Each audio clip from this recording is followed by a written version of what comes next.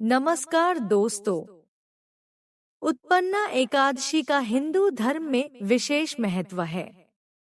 उत्पन्ना एकादशी का व्रत मार्गशीर्ष मास यानी अगहन के कृष्ण पक्ष की एकादशी तिथि को रखा जाता है। इस दिन व्रत रखने से भगवान विष्णु की कृपा प्राप्त होती है और सभी पापों का नाश होता है। चलिए रसपान करते हैं उत्पन्ना एकादशी से जुड़ी हुई पौराणिक व्रत कथा का। सूत जी कहने लगे, हे ऋषियों, इस व्रत का वृत्तांत और उत्पत्ति प्राचीन काल में भगवान कृष्ण ने अपने परम भक्त युधिष्ठिर से कही थी, वही मैं तुमसे कहता हूँ। एक समय युधिष्ठिर ने भगवान से पूछा था कि एकादशी व्रत किस विधि से किया जाता है और उसका क्या फल प्राप्त होता है। उपवास के दिन जो क्रिया की जाती है, आप कृपा करके मुझसे कहिए। यह वचन सुनकर श्री कृष्ण कहने लगे, हे युधिष्ठिर, मैं तुमसे एकादशी के व्रत का महात्म्य कहता हूँ। सुनो। सर्वप्रथम हेमंत ऋतु में मार्गशीर्ष कृष्ण एकादशी से इस व्रत को प्रारंभ किया जाता है। दशमी को सायंकाल भोजन के बाद अच्छी प्रकार से दातुन करें ताकि अन्न का अंश मुंह में रह न जाए। रात्रि को भोजन कदापि न करें, न अधिक बोलें। एकादशी के दिन प्रातः 4 बजे उठकर सबसे पहले व्रत का संकल्प करें। इसके पश्चात शौच आदि से निवृत्त होकर शुद्ध जल से स्नान करें। व्रत करने वाला चोर, पाखंडी, परस्त्रीगामी, निंदक, मिथ्याभाषी तथा किसी भी प्रकार के पापी से बात न करें। स्नान के पश्चात धूप, दीप, नैवेद्य आदि 16 चीजों से भगवान का पूजन करें और रात को दीपदान करें। रात्रि में सोना या प्रसंग नहीं करना चाहिए। सारी रात भजन कीर्तन आदि करना चाहिए। जो कुछ पहले जाने अनजाने में पाप हो गए हों, उनकी क्षमा मांगनी चाहिए। धर्मात्मा पुरुषों को कृष्ण और शुक्ल दोनों पक्षों की एकादशियों को समान समझना चाहिए। जो मनुष्य ऊपर लिखी विधि के अनुसार एकादशी का व्रत करते हैं, उन्हें शंखोद्धार तीर्थ में स्नान करके भगवान के दर्शन करने से जो फल प्राप्त होता है, वह एकादशी व्रत के 16वें भाग के भी समान नहीं है। व्यतिपात के दिन दान देने का 1,00,000 गुना फल होता है। संक्रांति से 4,00,000 गुना तथा सूर्य चंद्र ग्रहण में स्नानदान से जो पुण्य प्राप्त होता है, वही पुण्य एकादशी के दिन व्रत करने से मिलता है। अश्वमेध यज्ञ करने से 100 गुना तथा 1,00,000 तपस्वियों को 60 वर्ष तक भोजन कराने से 10 गुना, 10 ब्राह्मणों अथवा 100 ब्रह्मचारियों को भोजन कराने से 1000 गुना पुण्य भूमिदान करने से होता है। उससे 1000 गुना पुण्य कन्यादान से प्राप्त होता है। इससे भी 10 गुना पुण्य विद्यादान करने से होता है। विद्यादान से 10 गुना पुण्य भूखे को भोजन कराने से होता है। अन्नदान के समान इस संसार में कोई ऐसा कार्य नहीं जिससे देवता और पितर दोनों तृप्त होते हों, परंतु एकादशी के व्रत का पुण्य सबसे अधिक होता है।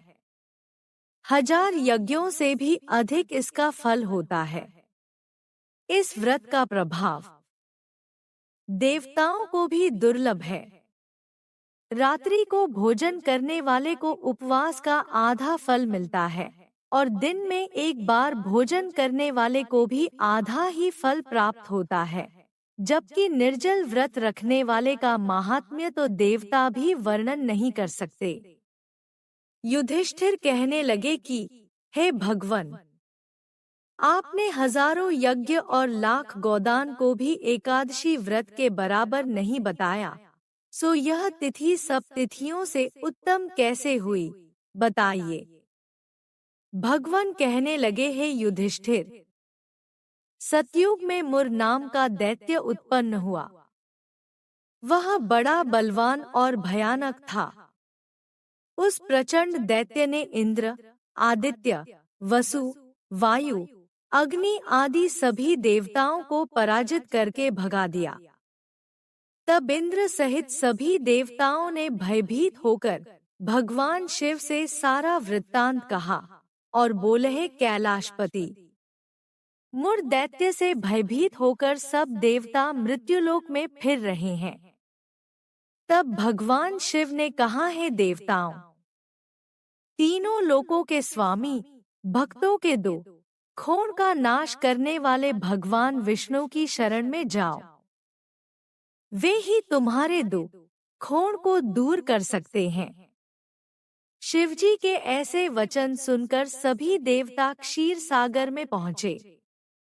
वहां भगवान को शयन करते देख हाथ जोड़कर उनकी स्तुति करने लगे कि हे देवताओं द्वारा स्तुति करने योग्य प्रभु, आपको बारंबार नमस्कार है। देवताओं की रक्षा करने वाले मधुसूदन, आपको नमस्कार है। आप हमारी रक्षा करें। दैत्यों से भयभीत होकर हम सब आपकी शरण में आए हैं। आप इस संसार के कर्ता, माता पिता, उत्पत्ति और पालन करता और सहार करने वाले हैं। सबको शांति प्रदान करने वाले हैं। आकाश और पाताल भी आप ही हैं।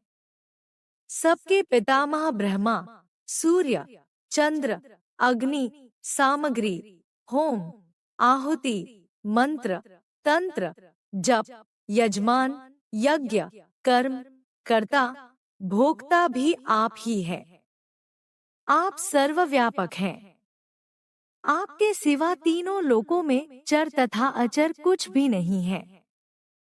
हे भगवन, दैत्यों ने हमको जीतकर स्वर्ग से भ्रष्ट कर दिया है और हम सब देवता इधर उधर भागे भागे फिर रहे हैं। आप उन दैत्यों से हम सबकी रक्षा करें। इंद्र के ऐसे वचन सुनकर भगवान विष्णु कहने लगे कि हे इंद्र, ऐसा मायावी दैत्य कौन है जिसने सब देवताओं को जीत लिया है? उसका नाम क्या है? उसमें कितना बल है और किसके आश्रय में है तथा उसका स्थान कहाँ है? यह सब मुझसे कहो। भगवान के ऐसे वचन सुनकर इंद्र बोले, भगवन, प्राचीन समय में एक नाडीजंग नामक राक्षस था। उसके महापराक्रमी और लोकविख्यात मुर नाम का एक पुत्र हुआ। उसकी चंद्रावती नाम की नगरी है। उसी ने सब देवताओं को स्वर्ग से निकालकर वहां अपना अधिकार जमा लिया है। उसने इंद्र, अग्नि, वरुण, यम, वायु, ईश, चंद्रमा, नैऋत आदि सबके स्थान पर अधिकार कर लिया है। सूर्य बनकर स्वयं ही प्रकाश करता है। स्वयं ही मेघ बन बैठा है और सबसे अजय है। हे असुर निकंदन, उस दुष्ट को मारकर देवताओं को अजय बनाइए। यह वचन सुनकर भगवान ने कहा, है देवताओं, मैं शीघ्र ही उसका संहार करूंगा। तुम चंद्रावती नगरी जाओ। इस प्रकार कहकर भगवान सहित सभी देवताओं ने चंद्रावती नगरी की ओर प्रस्थान किया। उस समय दैत्य मुर सेना सहित युद्ध भूमि में गरज रहा था। उसकी भयानक गर्जना सुनकर सभी देवता भय के मारे चारों दिशाओं में भागने लगे। जब स्वयं भगवान रणभूमि में आए तो दैत्य उन पर भी अस्त्र, शस्त्र, आयुध लेकर दौड़े। भगवान ने उन्हें सर्प के समान अपने बाणों से बींध डाला। बहुत से दैत्य मारे गए। केवल मुर बचा रहा। वह अविचल भाव से भगवान के साथ युद्ध करता रहा। भगवान जो भी तीक्ष्ण बाण चलाते वह उसके लिए पुष्प सिद्ध होता। उसका शरीर छिन्न भिन्न हो गया, किंतु वह लगातार युद्ध करता रहा। दोनों के बीच मल्लयुद्ध भी हुआ। 10,000 वर्ष तक उनका युद्ध चलता रहा किंतु मुर नहीं हारा। थककर भगवान बद्रिकाश्रम चले गए। वहां हेमवती नामक सुंदर गुफा थी। उसमें विश्राम करने के लिए भगवान उसके अंदर प्रवेश कर गए। यह गुफा 12 योजन लंबी थी और उसका एक ही द्वार था। विष्णु भगवान वहां योगनिद्रा की गोद में सो गए। मुर भी पीछे पीछे आ गया और भगवान को सोया देखकर मारने को उद्यत हुआ। तभी भगवान के शरीर से उज्ज्वल कांतिमय रूप वाली देवी प्रकट हुई। देवी ने राक्षस मुर को ललकारा, युद्ध किया और उसे तत्काल मौत के घाट उतार दिया। श्री हरि जब योगनिद्रा की गोद से उठे तो सब बातों को जानकर उस देवी से कहा कि आपका जन्म एकादशी के दिन हुआ है, अतः आप उत्पन्ना एकादशी के नाम से पूजित होंगी। आपके भक्त वही होंगे जो मेरे भक्त हैं। इस एकादशी का व्रत किस प्रकार करना चाहिए? इस विषय में भगवान ने कहा है कि दशमी के दिन सिर्फ दिन के वक्त सात्विक आहार करना चाहिए और संध्याकाल में दातुन करके पवित्र होना चाहिए। रात्रि के समय भोजन नहीं करना चाहिए और भगवान के स्वरूप का स्मरण करते हुए सोना चाहिए। सुबह स्नान करके संकल्प करना चाहिए और निर्जला व्रत रखना चाहिए। दिन में भगवान विष्णु की पूजा करनी चाहिए। पूजा में धूप, दीप एवं नाना प्रकार की सामग्रियों से विष्णु को प्रसन्न करना चाहिए। कलुषित विचार को त्याग कर सात्विक भाव धारण करना चाहिए। रात्रि के समय श्रीहरि के नाम से दीपदान करना चाहिए और आरती एवं भजन गाते हुए जागरण करना चाहिए। भगवान कहते हैं कि जो व्यक्ति इस प्रकार उत्पन्ना एकादशी का व्रत करता है उसे हजारों यज्ञों के बराबर पुण्य प्राप्त होता है।